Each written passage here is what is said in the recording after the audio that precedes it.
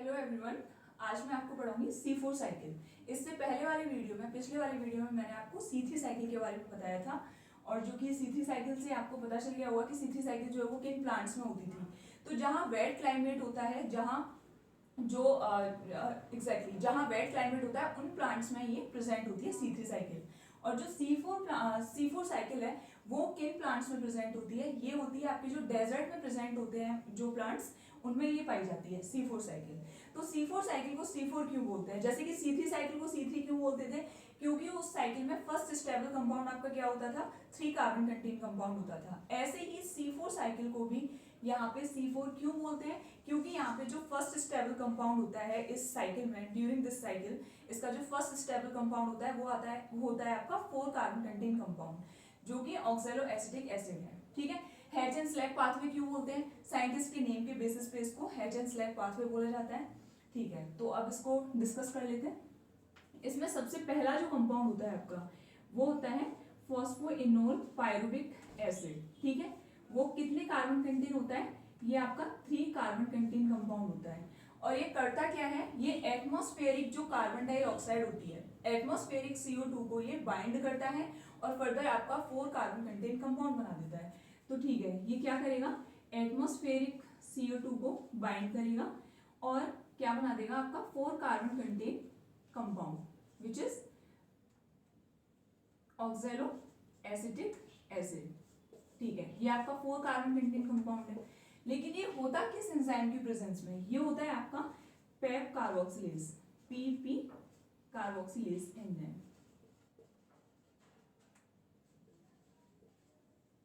ठीक है, अब आपका बन गया ऑक्सैलो एसिटिक एसिड। और ये जो C4 साइकिल जो है वो मेनली 2 शेल में जो है कंप्लीट होती है। First one is mesophyll cell and second one is आपकी बंडल सीड सेल। होती तो क्लोरोप्लास्ट में ही है, लेकिन ये 2 शेल के बिटवीन जो है कंप्लीट होती है।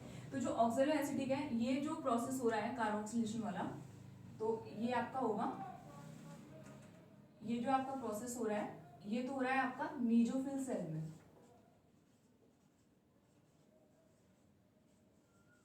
ठीक है, तो यहाँ पे हुआ क्या, पहला स्टेप कौन सा, जहां CO2 का जब एडिशन होता है तो उसे क्या बोलते हैं, कार्बोक्सिलेशन। तो फर्स्ट स्टेप इसका हो गया कार्बोक्सिलेशन, जिसमें एटमॉस्फेरिक CO2 जो है बाइंड हो जाएगी इसके साथ और फॉर्म करेगी ऑक्सैलो एसिटिक एसिड। अब इस ऑक्सैलो एसिटिक एसिड का क्या होगा, फर्दर रिडक्शन होगा।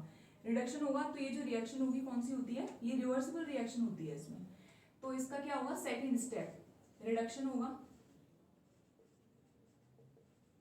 तो रिडक्शन कौन से रिड्यूसिंग एजेंट की हेल्प से होगा, तो वो होगा आपका NADPH2।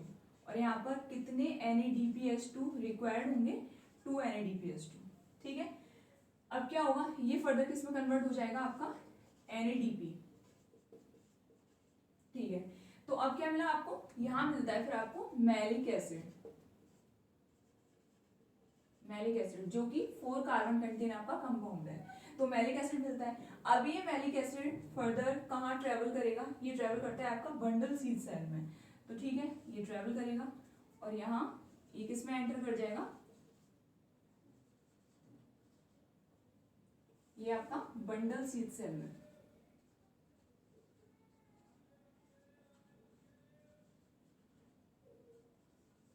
ठीक है, अब ये मैलिक एसिड वही 4 कार्बन कंटेन है।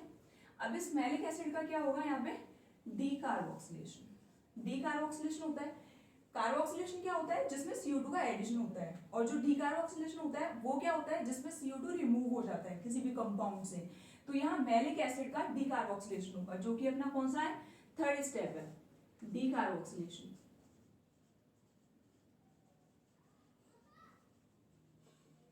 डीकार्बोक्सिलेशन हुआ तो यहाँ पर जो CO2 था वो रिमूव हो जाएगा। अब इस CO2 को मैं बाद में डिस्कस करूंगी, पहले मैं ये साइकिल कंप्लीट करती हूँ। ठीक है, तो डीकार्बोक्सिलेशन हुआ, CO2 रिमूव हो गया। अब हमें कौन सा कंपाउंड मिलेगा, 4 कार्बन कंटेन मैलिक एसिड था, 4 कार्बन कंटेन कंपाउंड था। जब डीकार्बोक्सिलेशन हुआ तो यहाँ से एक सिंगल CO2 निकल गया, तो अब आपको क्या मिलेगा, 3 कार्बन कंटेन कंपाउंड मिलेगा, जो कि कौन सा है, पायरुविक एसिड।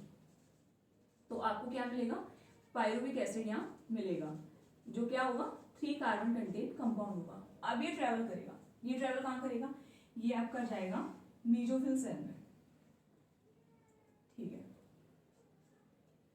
तो यहाँ आपका पायरुविक एसिड जो है किसमें आ गया, मेसोफिल सेल में, और वही 3 कार्बन कंटेन है। अब इसका फर्दर क्या होगा, फॉस्फोराइलेशन, फॉस्फोराइलेशन होगा तो ये क्या बना देगा, फॉस्फोइनोल पायरुविक एसिड, वही बना देगा 3 कार्बन कंटेन। तो इसका क्या हुआ, जो आपका 4th स्टेप था, 4th स्टेप में आपका क्या होगा, फॉस्फोराइलेशन।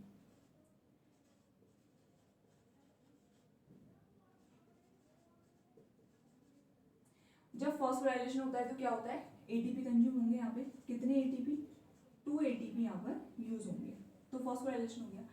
तो मेनली क्या हो गया, अब ये जो पूरी साइकिल है C4 साइकिल, जैसे ये बन रही है इस तरीके से ये कंप्लीट हो गई है। अब ये एक ही साइकिल है, अब ये सिर्फ एक ही बार रिपीट हुई है। ये इस तरीके से ग्लूकोज को फॉर्म करने के लिए इस साइकिल को 6 टाइम रिपीट होना होता है।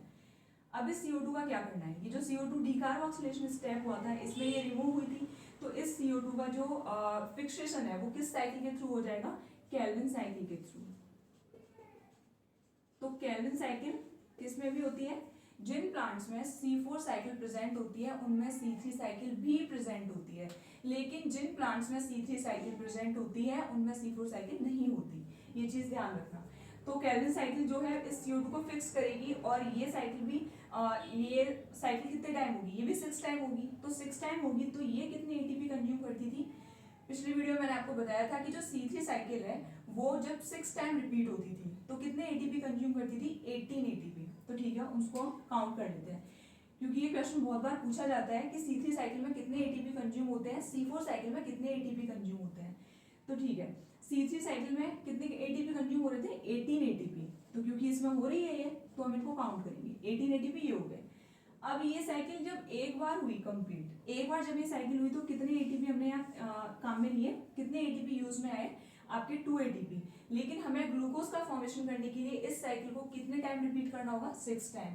6 टाइम जब रिपीट करेंगे तो ये एटीपी कितने हो जाएंगे आपके, 12 एटीपी। तो 12 एटीपी आपके ये हो गए। अब आप इनका एडिशन कर लो तो आपके ये कितने हो जाएंगे, 30 एटीपी जो है आपके किस में आते हैं, C4 साइकिल में। ठीक है, 30 एटीपी जो है आपके C4 साइकिल में कंज्यूम होते हैं। अब क्वेश्चन एक ये भी पूछा जाता है कि NADPH2 जो है वो NADPH2 जो है वो कितने कंज्यूम हुए। तो यहाँ पे 2 NADPH2 जो है वो यूज हो रहे थे। अब 2 NADPH2 एक साइकिल में कंज्यूम हो रहे थे, एक साइकिल में यूज हो रहे थे। तो यहाँ पे हमें कितनी ऐसी साइकिल चाहिए, 6 साइकिल चाहिए। तो 6 साइकिल चाहिए तो कितने NADPH2, 12 NADPH2। तो यही क्वेश्चन बहुत बार पूछा जाता है कि कितने एटीपी कंज्यूम होते हैं, कितने NADPH2 यूज होते हैं। तो इसमें 12 NADPH2 एंड 30 एटीपी। और इसके जो ये जो प्लांट्स होते हैं, इन प्लांट्स की जो लीफ होती है उनमें एक स्पेशल एनाटॉमी प्रेजेंट होती है। किस वजह से, क्योंकि ये 2 सेल में होती है ये cycle. First one mesophyll cell, second one is bundle sheath cell. तो ये 2 सेल में कंप्लीट होती है। तो इसमें क्या होता है कि इसकी एक स्पेशल अपीयरेंस होती है, आप इसको बोल सकते हो कि एक अडेप्टेशन होता है। अडेप्टेशन के लिए ही इनमें एक डिफरेंट टाइप की एक एनाटॉमी प्रेजेंट होती है, क्रेन्स एनाटॉमी। ठीक है, अच्छा एक डिफरेंस मैं बताना भूल गई थी कि जो C3 साइकिल है, C3 साइकिल में क्या होता था कि जो रूबिस्को कार्बोक्सिलेज ऑक्सीजनेज जो एंजाइम है उसकी प्रेजेंस में CO2 का एडिशन होता था। तो लेकिन वहां पे क्या होता था कि अगर CO2 की कॉन्सेंट्रेशन ज्यादा है तो क्या हो जाएगा, कार्बोक्सिलेशन स्टेप कंप्लीट हो जाएगा। क्या होगा, कार्बोक्सिलेशन स्टेप कंप्लीट होगा तो फर्दर वो कंपाउंड आपका जो है 3 कार्बन कंटेन कंपाउंड बन जाएगा।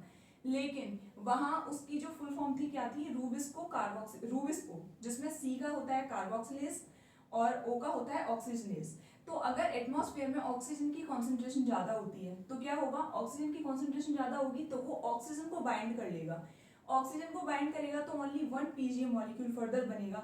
जब 1 PGM मॉलिक्यूल बनेगा तो क्या ग्लूकोज का फॉर्मेशन हो सकता है, बिल्कुल नहीं होगा। तो ये जो प्रोसेस है ये यूजलेस प्रोसेस है, इसमें ग्लूकोज का फॉर्मेशन नहीं होता है। लेकिन C4 साइकिल में क्या होता है कि ये ऑलवेज CO2 जो एटमॉस्फेरिक CO2 है, चाहे कॉन्सेंट्रेशन कम हो या कॉन्सेंट्रेशन ज्यादा हो, ये हमेशा CO2 को ही बाइंड करेगा।